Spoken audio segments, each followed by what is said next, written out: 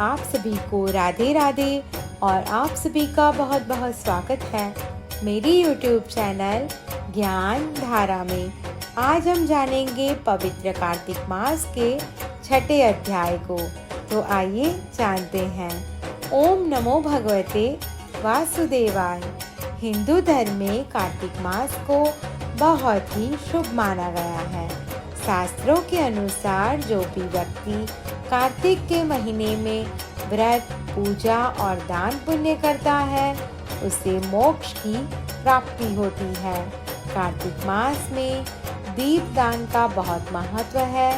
आप चाहें तो मंदिर या नदी में दीप दान कर सकते हैं। इसके अलावा इस महीने में ब्राह्मण को भोजन कराना, दान करना, तुलसी के पत्तों का दान करना, आंवले का दान करना और अन्न का दान करना भी बहुत ही शुभ माना गया है।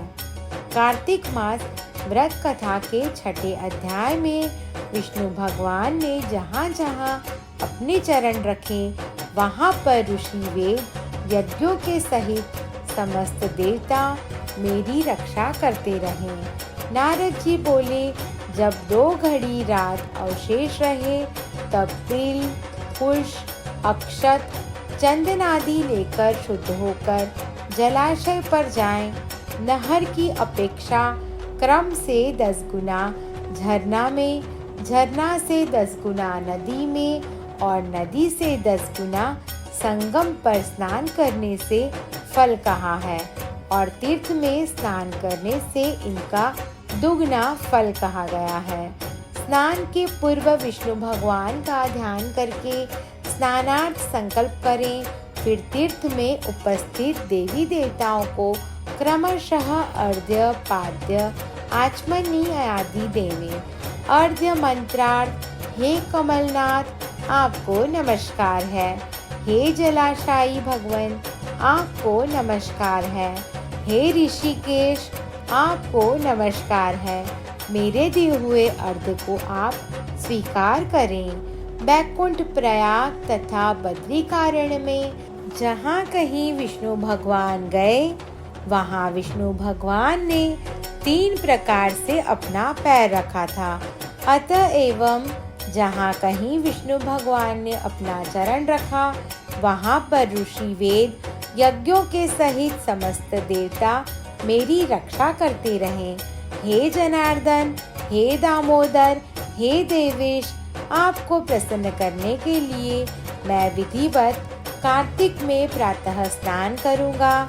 हे दामोदर, मैं आपका ध्यान और आपको प्रणाम करके इस जगह जल में स्नान करने के लिए जा रहा हूँ।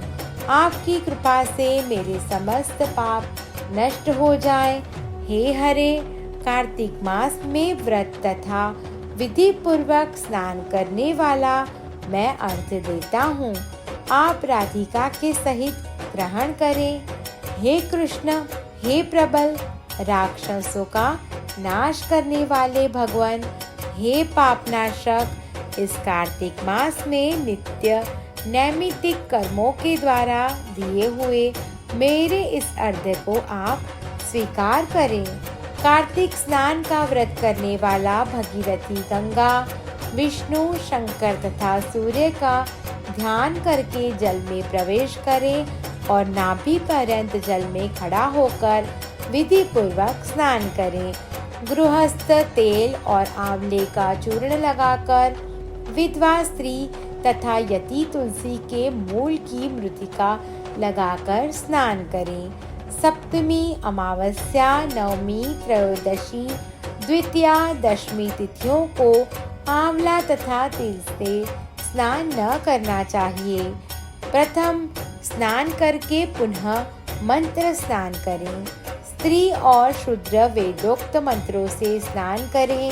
स्नानार्थ मंत्र, जिन मंत्रों से भगवान ने देवताओं के कार्य के लिए 3 प्रकार का रूप धारण किया था। विष्णु भगवान अपनी कृपा मुझे पवित्र बनाए। विष्णु की आज्ञा से कार्तिक व्रत करने वालों की समस्त इंद्रादि देवता रक्षा करते हैं। अतः वे सब मुझको पवित्र को बीजों, रहस्यों तथा यज्ञों सहित समस्त वेदों के मंत्र, कश्यप आदि ऋषि, इंद्रादि समस्त देवक मुझको पवित्र करें। गंगादि सभी नदियाँ, संपूर्ण तीर्थ, सातों समुद्र और समस्त जलाशय हमको पवित्र करें।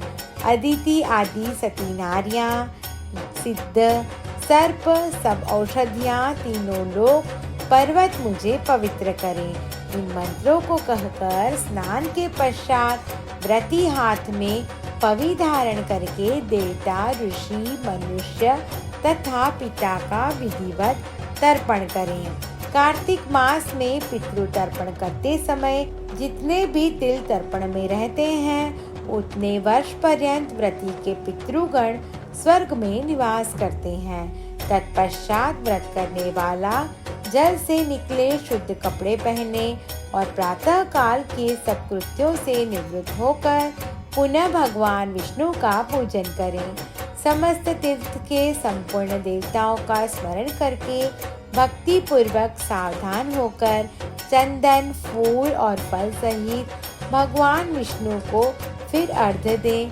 अर्घ्य मंत्र का अर्थ नियम से पवित्र कार्तिक मास में मैंने स्नान किया है। हे विष्णु भगवान, राधा जी के साथ आप मेरे दिए अर्घ्य को ग्रहण करें। तब चंदन, फूल और तांबूलादिकों से वेद के पारंगत ब्राह्मणों का श्रद्धा पूर्वक पूजन करें और बारंबार साष्टांग प्रणाम करें।